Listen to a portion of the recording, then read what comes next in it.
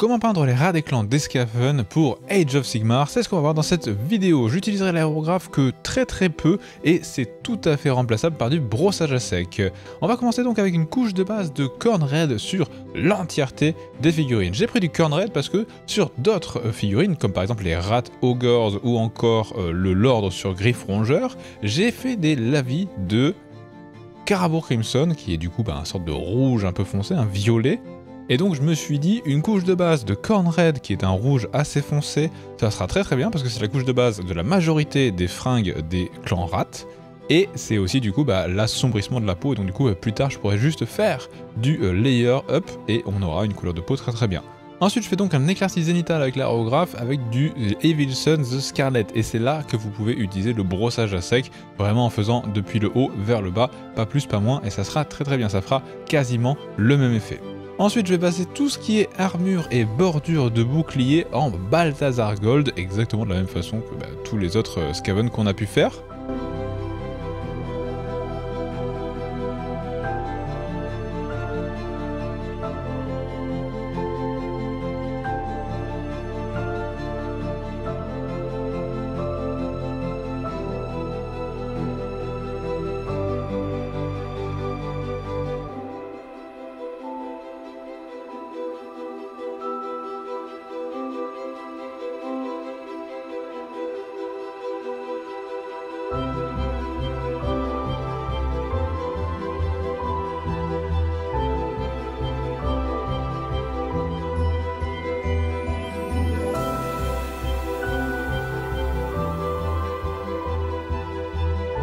Une fois que c'est fini, on fera en Rhinox Hide tous les parties en bois des boucliers, mais aussi quelques petits trucs qui traînent, genre par exemple des petites bourses qu'ils ont à droite à gauche, ou certains ont des ceintures très prononcées.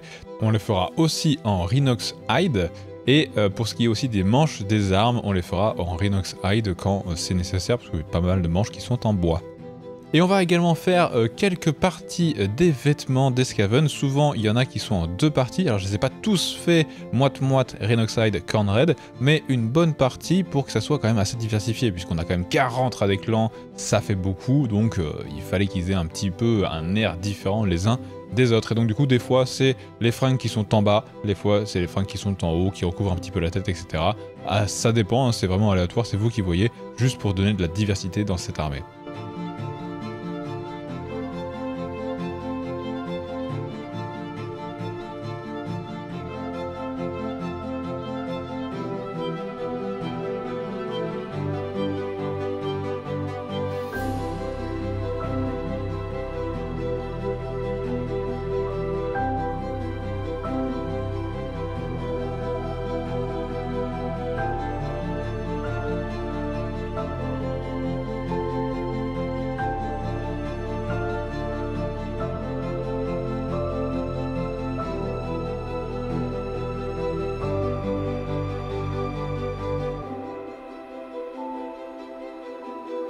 Ensuite on fera en métal gris, donc du Leadbelcher, tout ce qui va être lame et autres petites parties métalliques que vous avez envie de faire différentes du Balthazar Gold. Et on n'oublie pas bien évidemment les cottes de mailles, il y en a quand même pas mal qui en ont finalement, je pensais qu'il y en aurait que très peu, mais il y en a pas mal qui ont de la cotte de maille.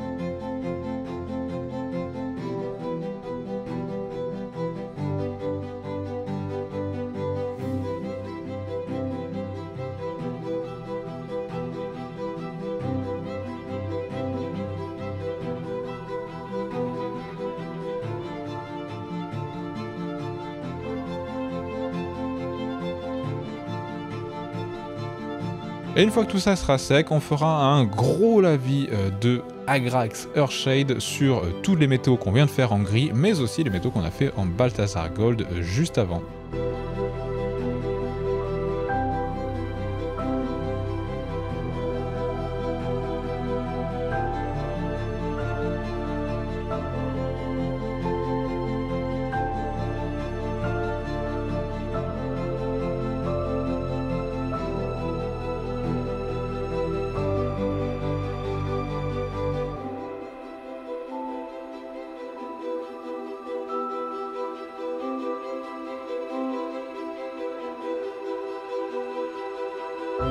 Ensuite, on passera du coup au premier éclairci de la peau. Alors c'est techniquement une couche de base, mais c'est un petit peu un éclairci parce que vous allez essayer de laisser le plus possible dans les creux qui sont vraiment en nadiral. Nadiral, hein, c'est l'opposé de zénital, donc qui se voit par en dessous, le corn red. Comme ça fera comme si on avait eu un assombrissement avec un sorte de corn red assez dilué sur l'entièreté de la peau. Et au final, c'est une façon de gagner quand même vachement de temps, ce qui est quand même assez pratique dans le cas où vous peignez 40 avec l'écran. Après, c'est vous qui voyez par rapport au résultat final que vous allez voir à la fin de la vidéo. Moi, j'aime bien, je trouve que c'est comme un poil trop rouge. C'est peut-être juste que je suis pas assez allé fort avec le Bugsman's Glow. J'ai laissé peut-être un peu trop de rouge, mais après, bon, ça, c'est vous qui voyez. Et sinon, vous êtes tout à fait libre de faire Bugsman's Glow, puis Carabor Crimson, puis Cadian Fleshstone qu'on fera après, etc. etc. Il n'y a aucun problème avec ça, et si jamais du coup vous voulez faire ça, vous avez soit la vidéo du Lord Skaven sur Ronge Bête, soit les Rat Ogre que j'ai fait exactement de la façon que je viens de vous décrire.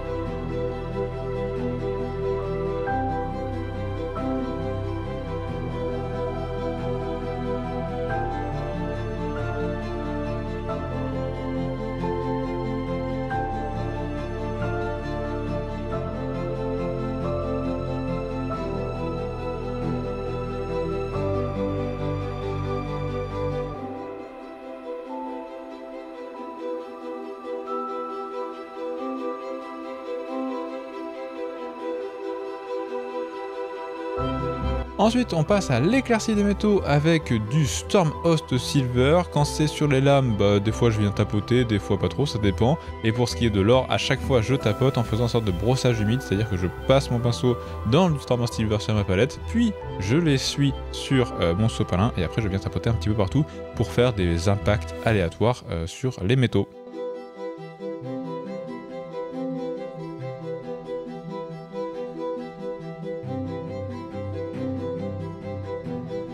Une fois que ça sera fait, on passera au Nihilakh Oxide pour faire tous les effets de vert de gris qu'on fera uniquement sur l'or. Alors vous pouvez le faire sur des métaux argentés, c'est vous qui voyez. Moi personnellement j'aime pas trop, je trouve que ça fera trop si on fait tout, donc je le fais que sur l'or.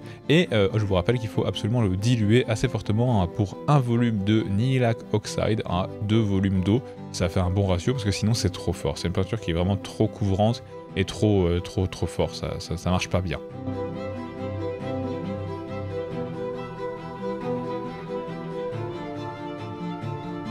Ensuite, on va passer aux éclaircies des fringues, et uniquement des fringues qui ont été peints en Rhinox Hide avec du Tusker Fur. Vous pouvez le rediluer un petit peu pour soit faire des zones, ou alors vous occupez que des arêtes. Si vous faites un petit peu des zones, ça fait une sorte d'éclaircie sur un fringue qui est marron foncé. Si vous faites que les arêtes, ça donnera plutôt un effet cuir. C'est vous qui voyez, moi j'ai fait un peu du moite-moite, parce que comme je vous dis, il y en a 40, alors du coup il faut un petit peu de diversité quand même.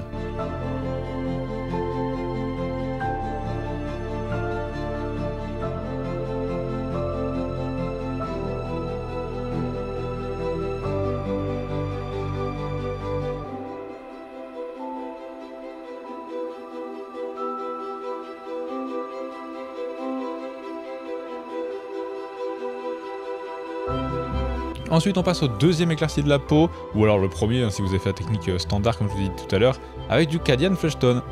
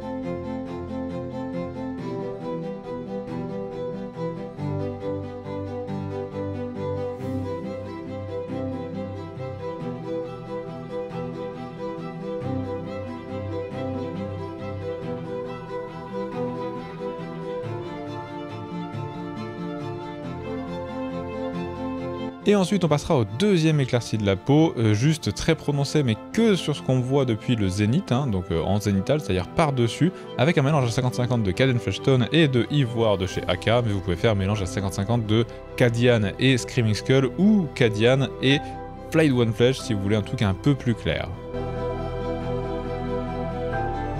Ensuite avec du Scrag Brown, on passera aux éclaircies de tout ce qu'on a fait en Rhinox Hide et qui n'était pas des vêtements, donc c'est-à-dire tout ce qui est en bois, mais aussi dans certains cas les petits rats qui sont sur les socles ou sur les épaules qui traînent à droite à gauche.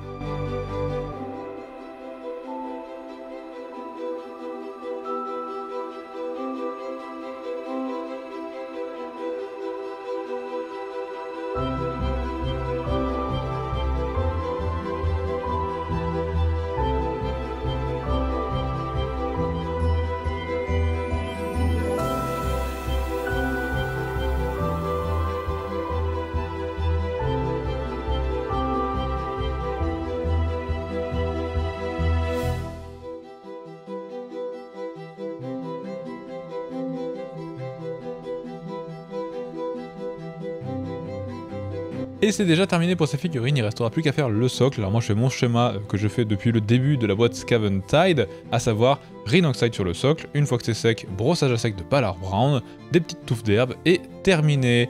Et voilà, la peinture de ces 40 Radeclans est terminée. C'était la dernière vidéo de cette série de vidéos tutoriels sur la boîte Scaventide que je vous rappelle que j'ai peint en 37 heures dans une vidéo qui est apparemment assez stylée. Je viens tout juste d'ailleurs justement de recevoir la boîte Seraphon puisque j'ai raté mon défi à 4 figurines près malheureusement, mais au moins je pourrai continuer et faire la prochaine vidéo.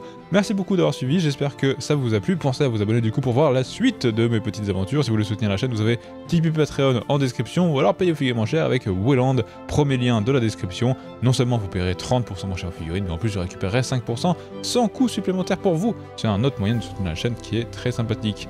Merci beaucoup, à bientôt, prenez soin de vous, ciao ciao.